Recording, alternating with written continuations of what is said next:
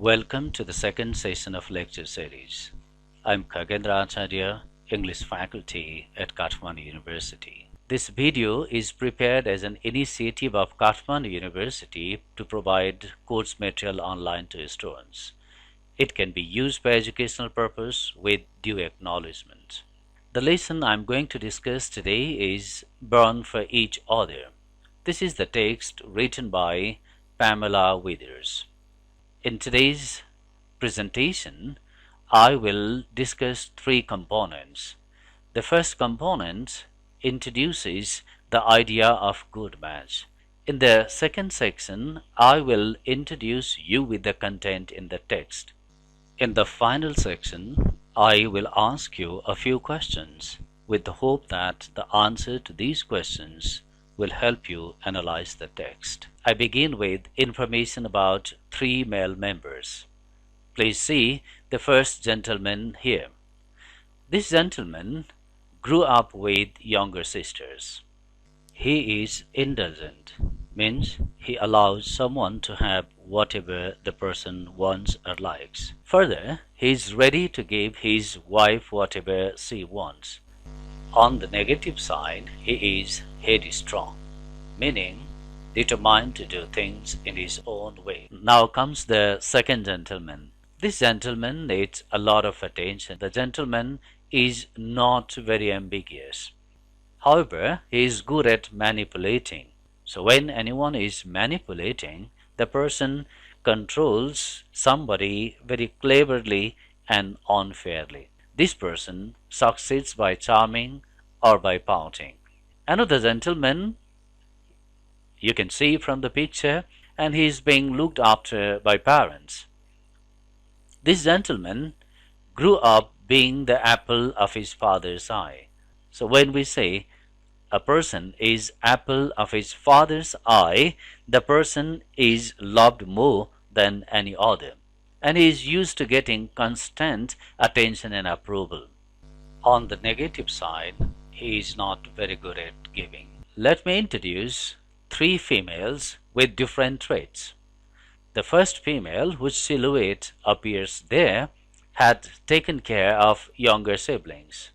She is confident, responsible, and reserved. She tends to be domineering.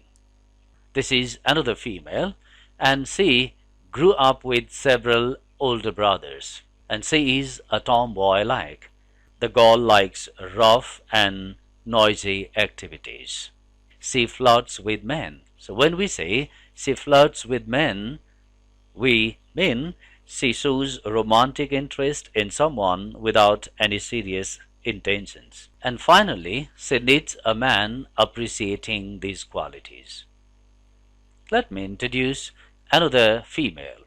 She had a lot of younger brothers. She values men, she is good at sports, and she is nurturing.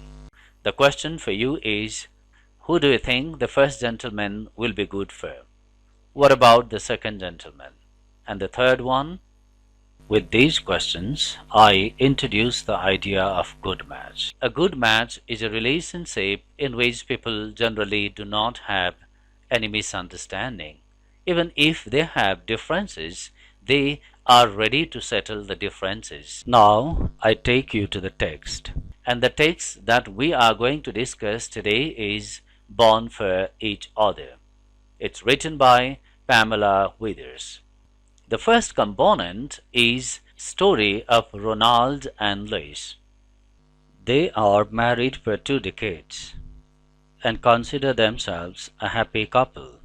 But in the early years of their marriage, they were disturbed by persistent argument, and these differences sometimes would be problematic.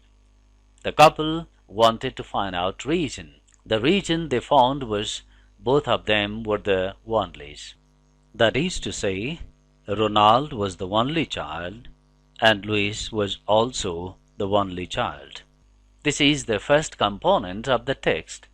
Short stories occurring in the beginning of any text are called anecdotes. After presenting the anecdote, the author makes a claim. All those patterns set in motion by birth and gender order don't prescribe what must occur.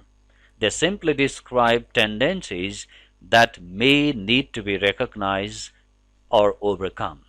The writer's idea is birth order and gender order are likely to shape a person's personalities. However, if we know the characteristics that are shaped by our birth order and gender order, we can overcome the problems which are likely to occur in marital relationship. The third section presents birth order characteristics and the best marital match. This section provides characteristics of oldest child, youngest child, middle child, only child, and provides the best marital match for each birth order. The author, as I had already said, begins with the eldest child. The oldest, self assured, responsible, high achiever, relatively more serious and reserved, parental, perfectionist, slow to make friends, and independent.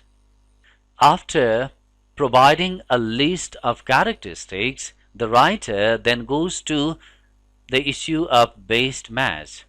For the oldest with same-sex sibling, the best match, according to the writer, is youngest or an only.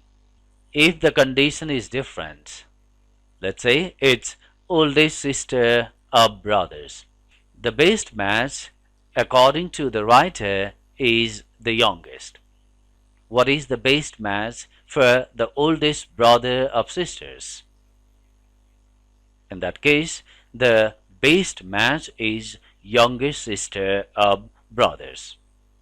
The writer, after describing the oldest child, goes to the youngest child.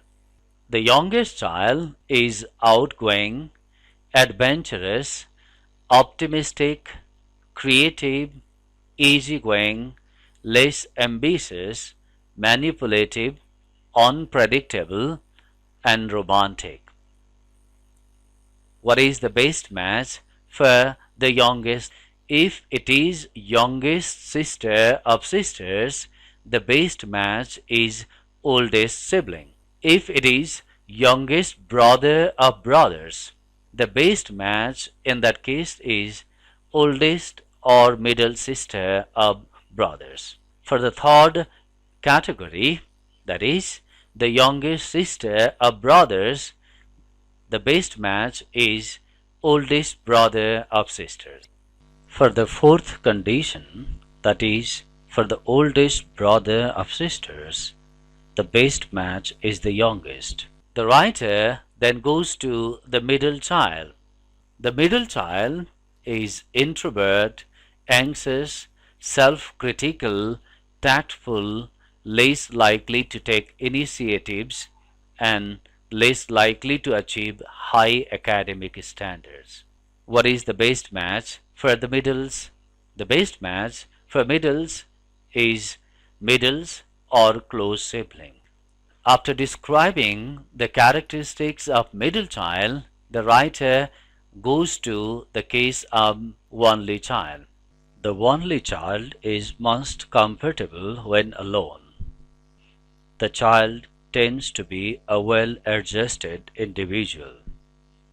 Importantly, the child is adaptive. For such child, what is the best match? The best match for such child is younger or middle sister of brothers. Now the third section.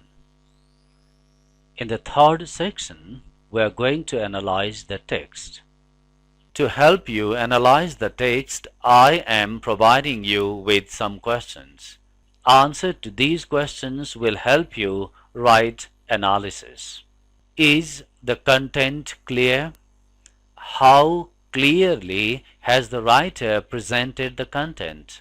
If you come across any vague word, any ambiguous word, or any complex word, you can say the text is not clear. Regarding the content, you can ask, is the writing comprehensive? We call a text comprehensive when it provides required information, when it does not leave out any information that should be there in the text. Is the text objective? A text becomes objective when the writer does not present personal bias. Did you see any personal opinion of the author in the text? If you find the writer presenting personal opinion, you will say the writer is subjective. Another question to ask can be, is the text logical? A text becomes logical when the evidences support the claim. Do you think the writer provides evidences to support the claim? Another question we can ask to analyze the text is the text relatable?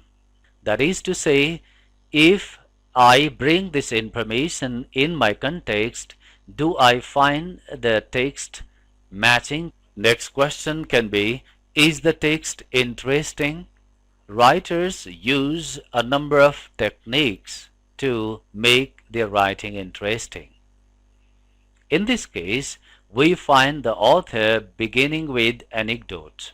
With the story of Ronald and Louis, the readers are likely to continue reading the text.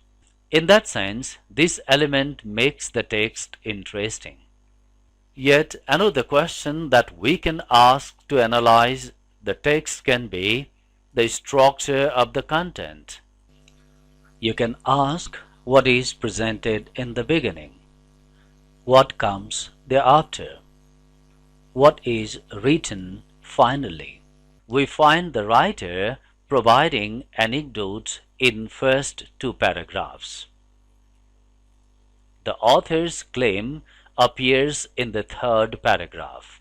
The final section is birth order and the characteristics and the best match for the child. Final two questions which might help you analyze the text are about audience and purpose. What is the author's purpose? You can ask questions like, is the author writing to persuade? Is the writer writing to inform? With these questions, you can figure out the purpose of the author. The final question can be about audience. Who is the audience? In this case, the writer's audience is general public. To sum up today's session, we started with the question of good match. We tried to be familiar with the content of the text. Finally, we asked a few questions to help us analyze the text. Next session will focus on writing skill, particularly paraphrasing and summarizing. Thank you for watching today's session.